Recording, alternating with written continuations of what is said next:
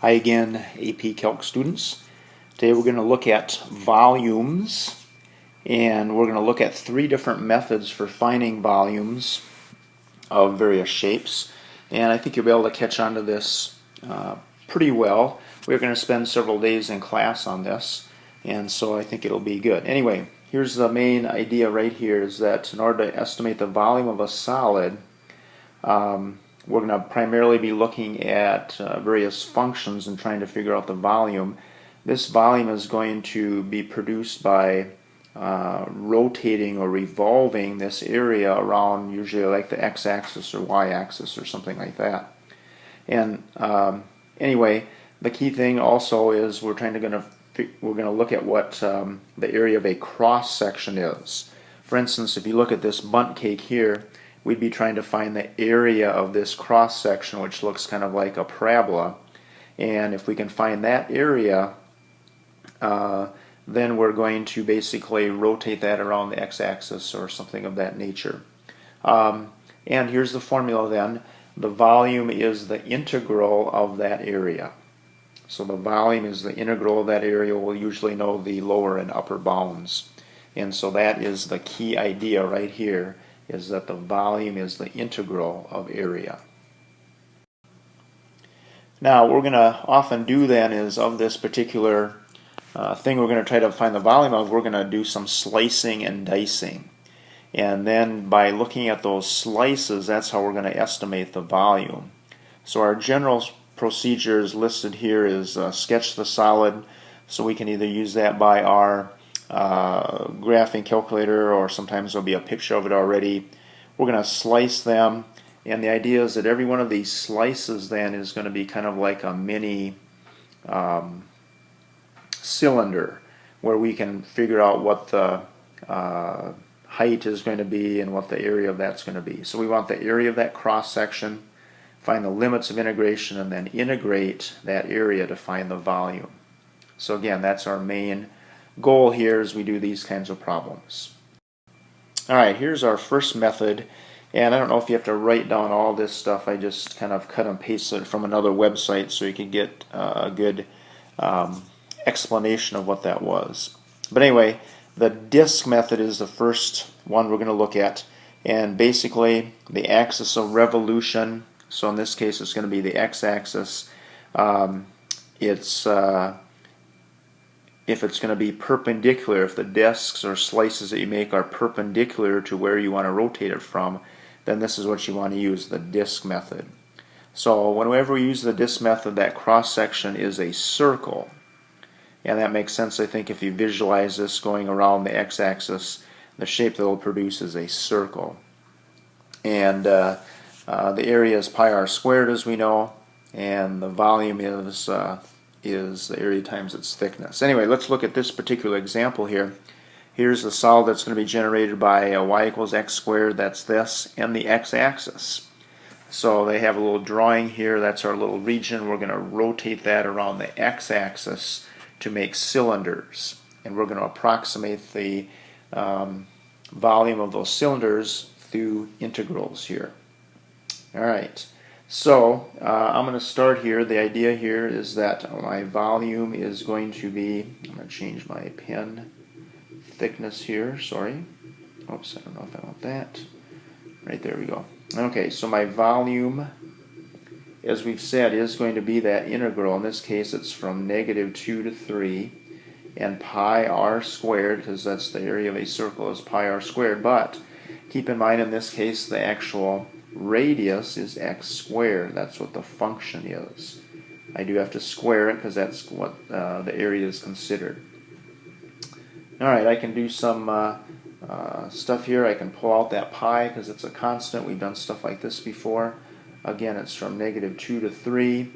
What this is going to be is x to the 4th, and I believe, right? X to the 4th dx, like that, right? And now I should know how to integrate that pretty nicely. X to the 4th, the integral of that should be simply x to the 5th over 5. And again, I want to evaluate that from +3 to 2, just like that. And what that's going to end up to be is pi. If I put a 3 in place of x, I think I'm going to get 243 over 5 minus negative 32 over 5. Alright, I'm back on here again after a phone call from my wife. Always important to take those. So anyway, let's see if I can get my pen back going again here. So where were we? So I was finishing up the value of this integral, and I think once we multiply all this stuff out, we'll find that this will be equal to 55 pi. But anyway, the key thing is just to recognize that on this disk method, that what we really are looking for is pi r squared, where the radius is actually the function that you're given, and we want to integrate that to get the volume. Alright, now we get to something called the washer method, and as we know, a washer is just like a disk with a hole in it. And so the idea with the washer method is, yeah, there's going to be, again, some revolution of this graph here, and in this case we are going to go around the x-axis again, but notice here when we revolve this around the x-axis, there's going to be a hole in the middle. This is this function here, two functions where you can find the area of that, and then it is going to go around that x-axis, so indeed there will be a hole in the middle. So the idea here is the cross sections are perpendicular to that axis of revolution. That's really important. So if our axis is the x-axis, the cross sections will be perpendicular to that.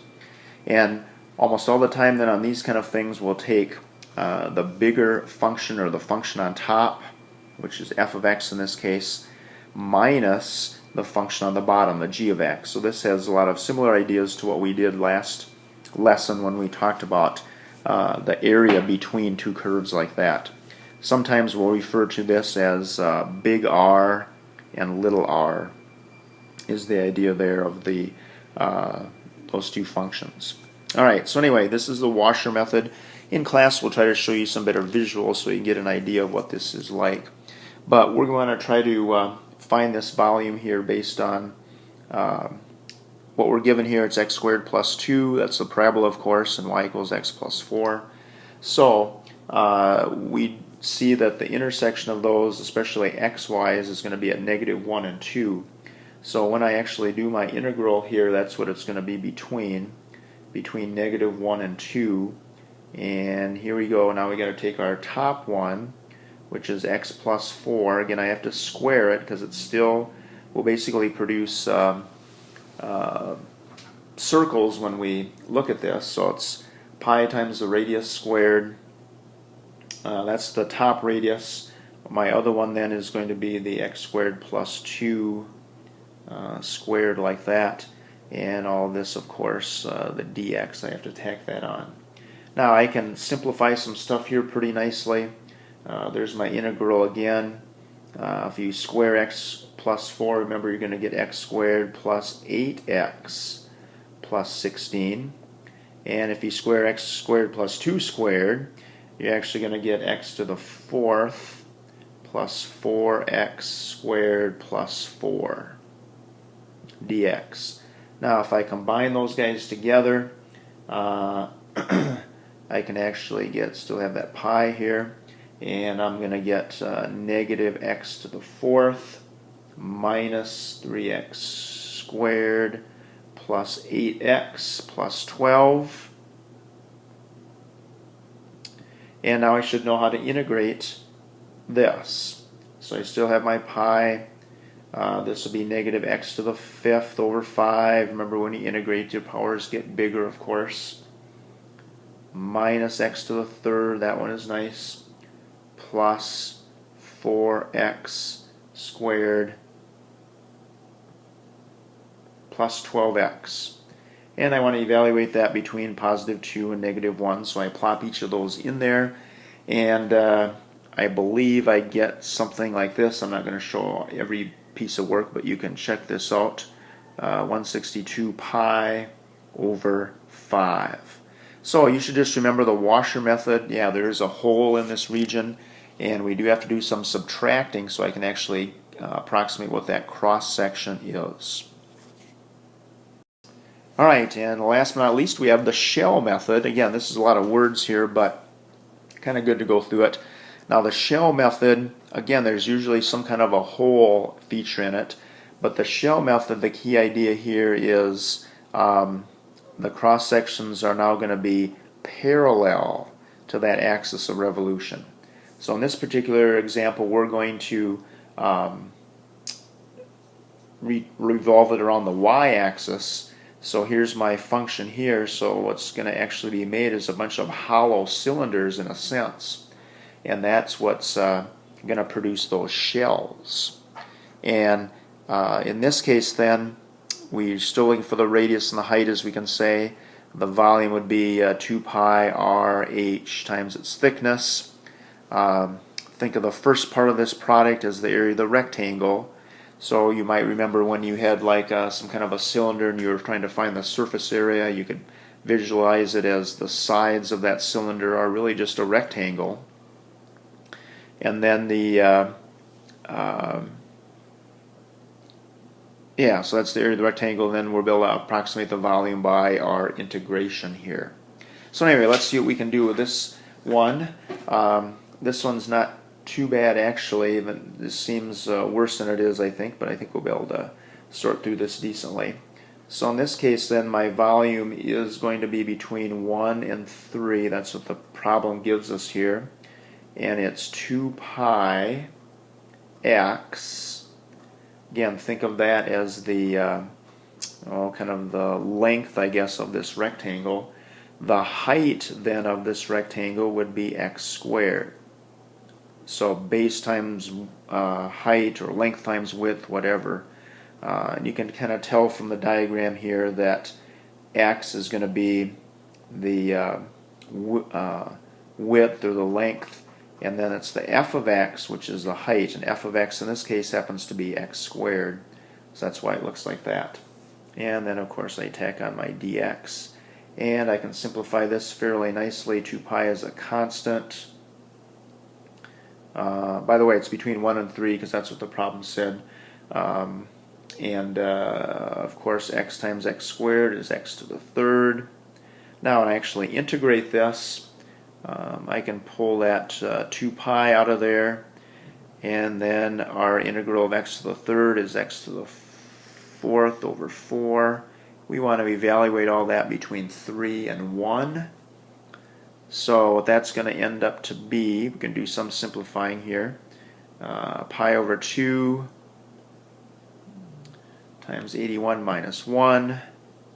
So that's going to be 80 times pi over 2, and that will simplify to 40 over pi. Now, I don't expect you to totally understand all this stuff we talked about. What you should understand is, we're using 3 different methods to approximate the volume of some irregular shapes.